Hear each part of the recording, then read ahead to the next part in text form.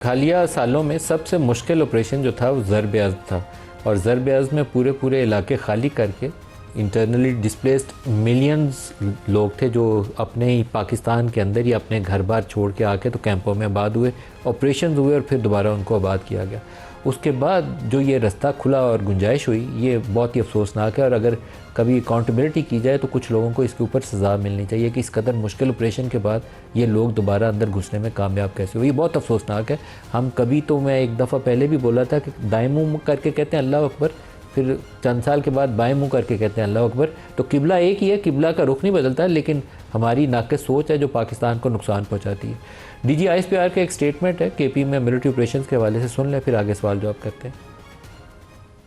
आप क्या कहना चाह रहे हैं कि क्या ऐसी क़यादत लाई जा रही है जो कि रियासत के खिलाफ? ऐसे नहीं हो सकता मेरे भाई। सूबाई हुकूमत मुझे बर्दाश्त नहीं जो कि ऑपरेशन के खिलाफ खड़ी ना हो। कौन है जो ये कह रहा है कि इनके खिलाफ ऑपरेशन नहीं करने चाहिए?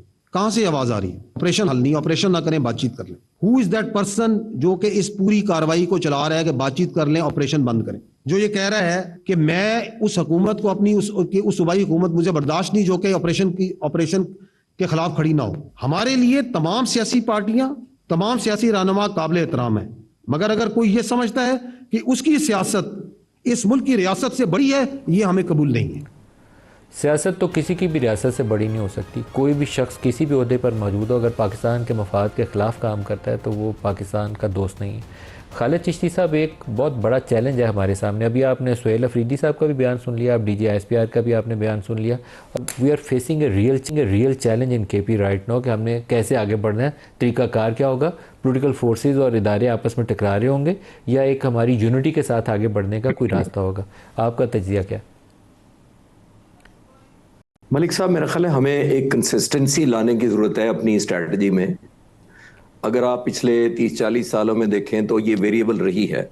हमारी ना मुसल्लह खुदा न खास्ता इतनी कमज़ोर थी कि कोई पॉलिसी फॉलो ना कर सके, ना कोई पॉलिटिकल गवर्नमेंट ऐसी एंटी स्टेट हो गई होगी कि ऐसा हो गया होगा। लेकिन हम कलेक्टिवली डिफ़ॉल्ट करते रहे हैं ऑन द राइट फुट जो हमें चाहिए, स्ट्रैटेजी चाहिए होती है। कभी शायद हम ये कहते हैं कि तालिबान अच्छे हैं, हम इंगेज कर लेते हैं, और ये वही तालिबान है। एक इंडिया का देखें, जितनी हुकूमतें चेंज हुई हैं, लेकिन एक कंसिस्टेंसी उनमें ये नज़र आती है कि उन्होंने पाकिस्तान के ख़िलाफ़ उसको फंड करना है, ना वो कभी पीछे हटते हैं। सिर्फ 2001 से लेकर 2021 तक हिंदुस्तान ने फॉर्मली, जो ऑफिशियली डिक्लेयर्ड वो उनका डाटा है, वो 3 बिलियन की इन्वेस्टमेंट की है 20-21 सालों में, 2001 तक। तो ये मैं कहना चाह रहा हूँ कि कितनी साल में आई हिंदुस्तान जी, $3 बिलियन जी। और ये इंफ्रास्ट्रक्चर है, वो डेवलपमेंट है, वो इसलिए तो नहीं कि वो अफगानों को हमसे ज़्यादा मोहब्बत करते हैं, वो अपनी एक नेशनल स्ट्रैटेजी को टो करते हैं। वो एक नेशनल एम एंड ऑब्जेक्टिव पे बारे में क्लैरिटी रखते हैं कि हमने वहाँ एक ऐसी हुकूमत प्रो इंडिया रखनी है इंस्टॉल, जो पाकिस्तान को एक वेस्टर्न बॉर्डर से एक प्रेशर देती रहे। हमने थ्रू आउट तैयारी करते हैं इंडिया स्पेसिफिक। और जाहिर है जब भी आप करेंगे, हमारी ना इकोनॉमिकल सिचुएशन इतनी अच्छी है कि हम 2 pronged सस्टेन्ड जंग लड़ सकें। देखिए, जब आप वेस्टर्न बॉर्डर पर लड़ते हैं तो एक डायनामिक्स डिफरेंट है। ईस्टर्न अभी हमने जो मई में किया है, 4 दिन की जंग हुई, सस्टेन्ड दुश्मन सामने से आया, ठीक है, चॉइस उसके पास था, सरप्राइज उसके पास था, चॉइस ऑफ प्लेसेस या टारगेटिंग स्ट्रैटेजी उसकी थी। लेकिन 4 दिन बाद हमें ये लगा कि वो शिकस्त खाकर चला गया, उनकी 10 दिन तक एयरफोर्स हवा में आई नहीं, और वो बॉर्डर एक किस्म का रिलेटिवली वॉर सिनेरियो से डीएक्टिवेट हो गया। लेकिन जब आप एक तालिबान जैसी हुकूमत के साथ एंगेज करते हैं, मैं सिर्फ एक एनालिसिस पेश कर रहा हूँ, तो वो एक सस्टेन्ड वॉर है, नेवर एंडिंग है, choice of place, choice of weapon, choice of strategy, choice of time, ये सारा टेररिस्ट के पास होता है। हर 24 घंटे आपने पूरे 25 करोड़ लोगों के एक एक शख्स को प्रोटेक्शन करना एक इंडिया के हक में जरूर जाता है। लेकिन किसी स्टेज में मैं नहीं कह रहा कि हम खौफजदा हो जाएं, हम हुए भी नहीं हैं। हम तो पहले सवाल के जवाब में मैंने कहा हमने जनाजे उठाए, लेकिन बातचीत आपको फिर भी करनी पड़ती है। आपने शास्त्री और प्रेसिडेंट अयूब खान ने 1965 के बाद ताशकंद जाके मीटिंग की थी फौरन बाद, और मुजीबुर रहमान को भी हमने 71 के बाद यहाँ पे इस्लामिक कॉन्फ्रेंस में बुलाया था। हालांकि कितने एंटी स्टेट सेंटिमेंट्स थे उस वक्त कि जी वो तो गद्दार है, वो तो ये है, लेकिन बुलाना पड़ा। तो हमने क्या किया, नेशनल इंटरेस्ट में काम किया। अब जो तालिबान के, मैं ये बिल्कुल नहीं कह रहा कि स्ट्रेंथ जो हमारे गले काट रहे हैं या शहीद कर रहे हैं उनसे एंगेजमेंट करें, लेकिन हमारी पोजीशन ऑफ स्ट्रेंथ से जरूर करनी चाहिए। क्योंकि अगर आप ये से डिसाइड कर लें कि जी जब तक एक एक टेररिस्ट नहीं यहाँ से एलिमिनेट होता वेस्टर्न बॉर्डर से, अफगानिस्तान से, हम छोड़ेंगे नहीं। तो ये तो हिडन है, ये तो उनके हाइड आउट्स डिफरेंट हैं, इनकी स्ट्रैटेजी डिफरेंट है, ये रीग्रुप कर लेते हैं। और बाय द वे 18 के 19 के करीब वहां के विद इन सेगमेंट्स हैं। अब किस सेगमेंट को फ्रेंडली कहेंगे, किसको नहीं कहेंगे। इंडिया को देखे, अहमद शाह मसूद के नॉर्दर्न लाइंस को वो थ्रू आउट फंड करते रहे और उसके मरने के बाद उसके बेटे को फंड करते रहे, लेकिन कैसे एकदम उन्होंने प्रो तालिबान और मुत्तकी साहब को एंगेज किया, स्पेशल बुलाया गया, उनको ताजमहल दिखाया जा रहा है, ऐसे दिखाया जा रहा है, ऐसे लव लॉस्ट है। तो मैं ये कहना ये चाह रहा हूं कि हमें भी एक कंसिस्टेंसी चाहिए अपनी स्ट्रैटेजी के अंदर, जहां पे मैंने दोबारा रिपीट कर रहा हूं, नॉट सरेंडर, नॉट कॉम्प्रोमाइज। शहीदों का लहू हमें उतना ही प्यारा है जितना किसी एक पाकिस्तानी को प्यारा है। हमें पोजीशन ऑफ स्ट्रेंथ करनी चाहिए। जब भी आप एक कॉस्ट, आपके प्रोग्राम में मैंने कई दफा अर्ज किया हिंदुस्तान के बारे में कि हम शाह खावर साहब भी हमें ज्वाइन कर रहे हैं। शाह खावर साहब आपका बहुत शुक्रिया। ये फरमाइएगा कि इस वक्त केपी के अंदर ये जो चीफ मिनिस्टर का इलेक्शन है उसके ऊपर सवालिया निशान है।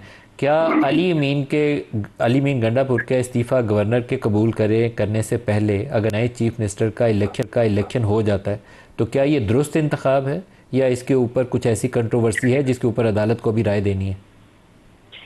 देखिए नदीम मलिक साहब, मैं ज़ाती तौर पे समझता हूँ कि कोई भी सूबे का चीफ एग्जीक्यूटिव है, वो चीफ मिनिस्टर है, वो आइन में बिल्कुल प्रोवाइडेड है कि वो किसी भी वक्त गवर्नर को एड्रेस करके अपने दस्तखत से इस्तीफा दे सकता है अपने ओहदे से।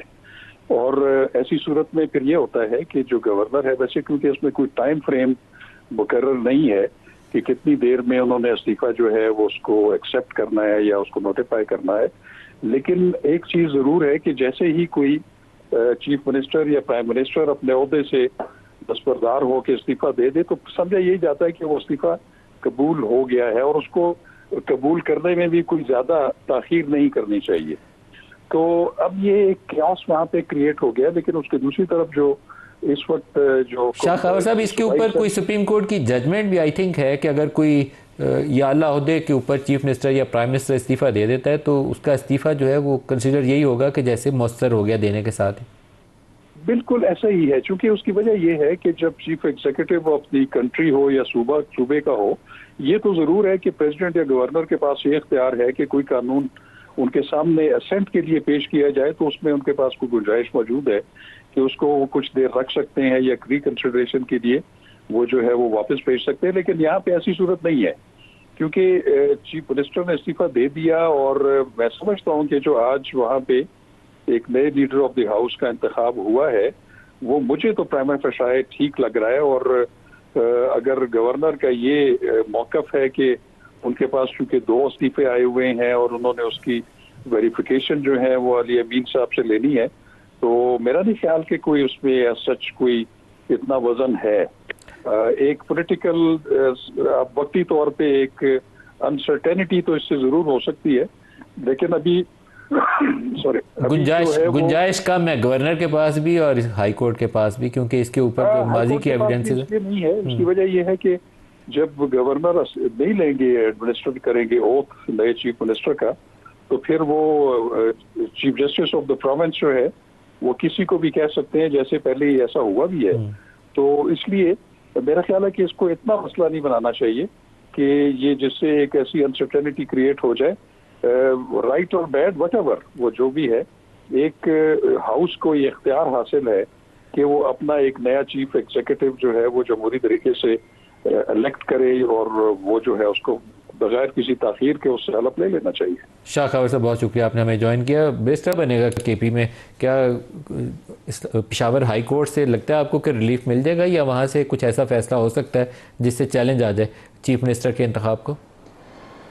नहीं, देखिए शाह खावर साहब ने लीगल पोजीशन बता दी। आर्टिकल 130(8) की मंशा ये है। देखें, चीफ मिनिस्टर कोई सबॉर्डिनेट नहीं है गवर्नर का कि उसने कोई उसको एक्सप्लेनेशन देनी है, उसके सामने पेश होना है। मतलब इस्तीफ़ा सिंपली भेजना है। उसने अपनी पोजीशन छोड़ दी और अलल ऐलान छोड़ी, दूसरा भी इस्तीफ़ा दे दिया, दूसरे इस्तीफ़ा भी वही मतन है, कोई इसमें उस तरह की कन्फ्यूजन नहीं है। तो ये तो चीज़ें क्लियर हैं। बाकी देखें, पास्ट में भी होता रहा है। देखें, हमारे दौर में उमर सरफराज चीमा जिस वक्त गवर्नर थे, एक इशू बना ओथ ना लेने का, कंट्रोवर्सी लाहौर हाई कोर्ट में गई थी। तो लाहौर हाई कोर्ट ने पहले जो है ना चेयरमैन सेनेट का कहा, वो अवेलेबल नहीं थे। तो फिर आपको खुद याद होगा कि राजा परवेज़ अशरफ साहब ने हमजा शहबाज को ओथ एडमिनिस्टर किया था। तो ये इतनी कोई बड़ी कंट्रोवर्सी नहीं है। आबिद शेर अली साहब, मामला सॉर्ट आउट हो जाएगा, या आपकी अपोजिशन पार्टी जो है, अभी मीटिंग भी हुई है मौलाना फजल रहमान जिसमें नून लीग के भी सीनियर लीडरशिप मौजूद थी, कुछ ऐसा चैलेंज देना चाहेंगे केपी के नए चीफ मिनिस्टर को? मलिक साहब, मैं एक पॉलिटिकल वर्कर हूँ और मैं पॉलिटिकली बात करूँगा।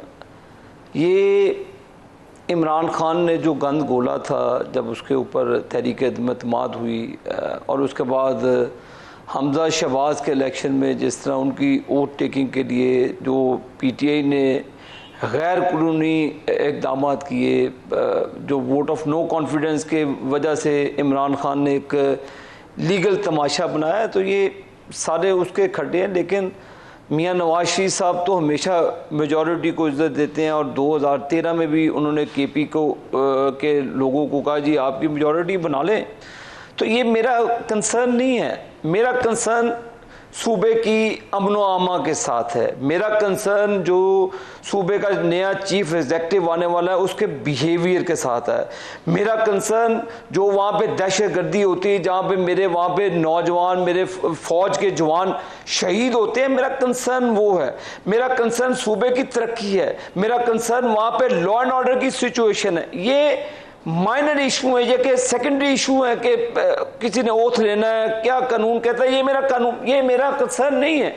ये पीटीआई ने, अगर उनकी मेजॉरिटी है, मेरी लीडरशिप ने हमेशा डेमोक्रेटिकली बिहेव किया। ये नहीं कि इमरान खान की हुकूमत में जो उन्होंने किया, मलिक साहब अभी क्या हो रहा है वहाँ के ऊपर, और ये भी अभी आपने टीएलपी का भी जिक्र किया, उसको आप बाईपास कर गए हैं। जिक्र करें उसका कि कहाँ थे वो 2 साल पहले जहाँ पर गजा के अंदर शहीद हो रहे थे लोग, वो बिल्कुल नहीं बोले। अब किसके ही वहाँ पे बोले, क्यों बोले?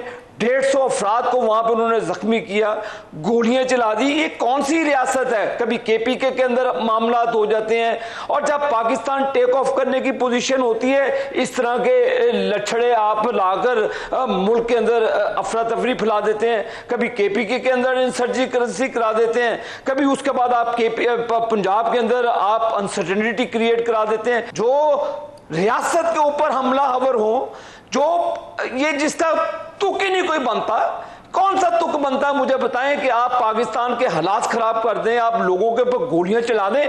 आप क्या किसी ऐसी स्टोन एजेस में रहते हैं कि आपको कोई कानून गिरफ्त नहीं करेगा? सारे आपने अरबों रुपए का नुकसान कर दिया, पूरी इंडस्ट्री को जाम कर दिया, रोड ब्लॉक कर दिए, कई लोग बेचारे मर गए मरीज सड़कों के ऊपर, आप कहीं जा नहीं सकते। किस किस्म की रियासत चला रहे हैं आप इस मुश्किल तरीन हालात में आप अपनी फौज को कंट्रोवर्शियल बनाने की कोशिश कर रहे हैं। आप उनको कह रहे हैं गुड तालिबान, बैड तालिबान। यार कौन से गुड और बैड तालिबान? क्या जब वो हमारे फौज के ऊपर हमला करते हैं वो गुड और बैड देखते हैं? वो ठाड़ करके बम मारते हैं और हमारी किसी और की जान नहीं जाती। जहां हमारे वहां पे सिक्योरिटी अफराद के लोग जाते हैं, जहां पुलिस के लोग मरते हैं, कोई किसी के ऊपर बम नहीं बचता।